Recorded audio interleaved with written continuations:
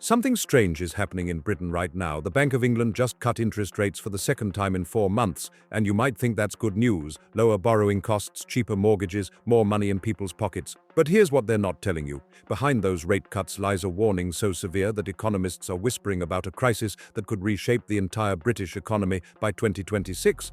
Jobs are disappearing faster than anyone predicted, and the very institutions meant to protect us might be making it worse. The numbers tell a story that most people aren't hearing. When the Bank of England reduced rates to 4.5%, they weren't celebrating economic strength. They were responding to something far more troubling. Employment figures across the UK have started showing cracks that weren't there 6 months ago. Major corporations are quietly announcing restructuring plans. Retail giants are closing stores in numbers we haven't seen since the pandemic.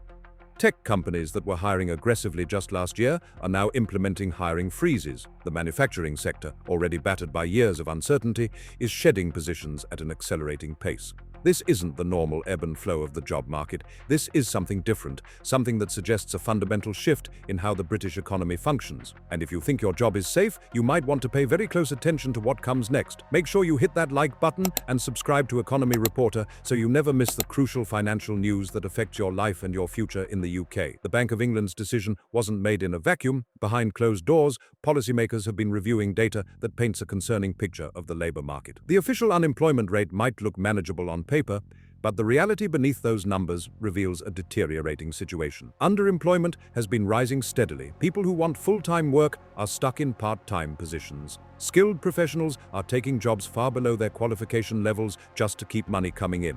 The participation rate, which measures how many people are actively working or looking for work, has been dropping. That means thousands of Britons have simply given up searching for employment altogether.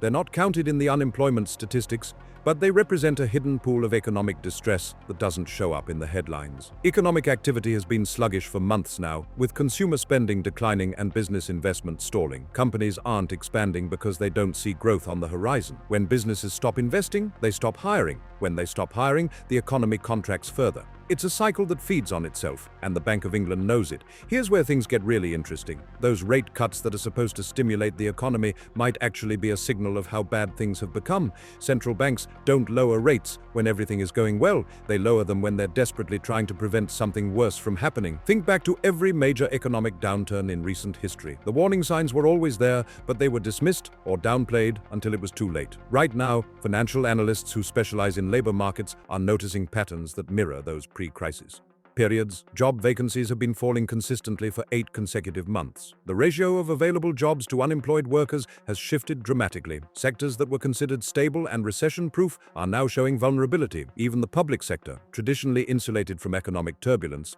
is facing budget pressures that will inevitably lead to workforce reductions. The government has been unusually quiet about these trends, which tells you something in itself. When politicians stop bragging about employment numbers, it's because those numbers have stopped being something to brag about. The 2026 timeline isn't random speculation. It's based on how long these economic pressures typically take to work through the system. Financial experts who study economic cycles have identified a pattern. Initial warning signs appear roughly 18 to 24 months before a full-blown crisis becomes undeniable. We're seeing those warning signs now. The combination of falling business confidence, declining investment, rising underemployment, and cautious central bank policy all point to a critical period arriving in approximately 2 years.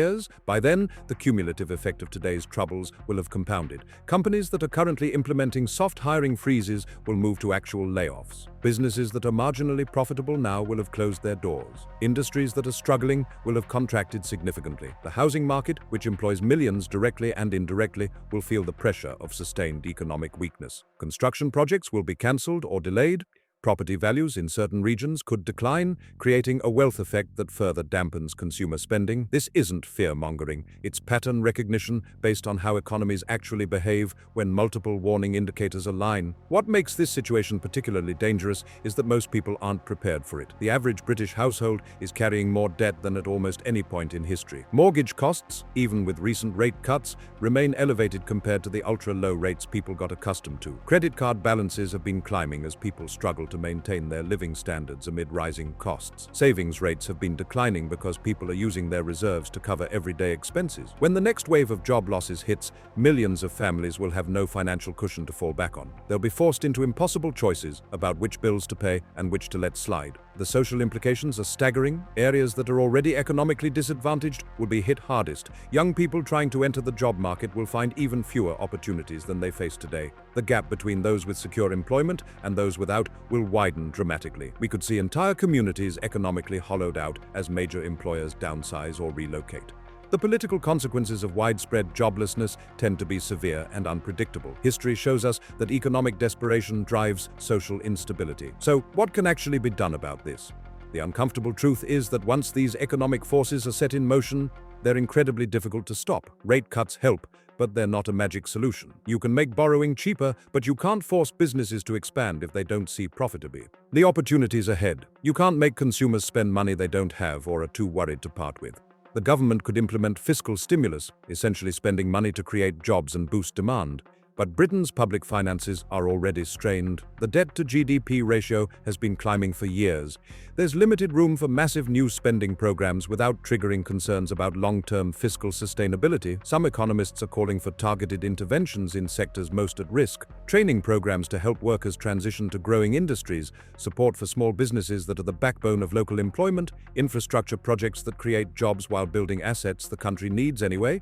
The problem is that all of these solutions require political will, public money, and time to implement. Time we might not have if the deterioration accelerates faster than expected. The really troubling part is how few people in positions of power are talking about this openly. There seems to be a collective decision to downplay the risks, perhaps out of fear that acknowledging them will make them worse. It's true that confidence matters in economics. If everyone believes a recession is coming, they might change their behavior in ways that actually cause one. But ignoring reality doesn't make it go away. The Bank of England's rate cuts are essentially an admission that growth is weakening and intervention is necessary. Yet the public narrative remains oddly optimistic, disconnected from the data. Business leaders in private conversations tell a very different story than what they say in press releases. They're worried and they're preparing for difficult times ahead. The disconnect between official messaging and ground-level reality has never been wider. Workers are feeling the pressure even if the statistics haven't fully caught up yet. They see colleagues being let go, hiring freezes announced, and opportunities disappearing. They know something is wrong, even if the evening news hasn't made it the top story yet. Looking at all of this together, a picture emerges that should concern everyone who works for a living in Britain. We're heading into a period of significant economic stress, with most people unaware of how serious it could become. The job market is weakening in ways that will take years to reverse. The tools available to policymakers are limited and might not be enough. The timing suggests that by 2026, we'll be dealing with a full employment crisis that will touch millions of lives. This isn't about panic, it's about preparation and awareness. Understanding what's coming gives you time to make smart decisions about your career, your finances, and your future. Diversifying your skills, building emergency savings, reducing unnecessary debt. These aren't just good ideas in general, they're essential strategies when economic headwinds are building. The crisis that nobody sees is the one that hits hardest because people aren't ready for it. Now you know what the warning signs are telling us. Now you can't say you didn't see it coming. The question is what you're going to do with that knowledge while there's still time to act.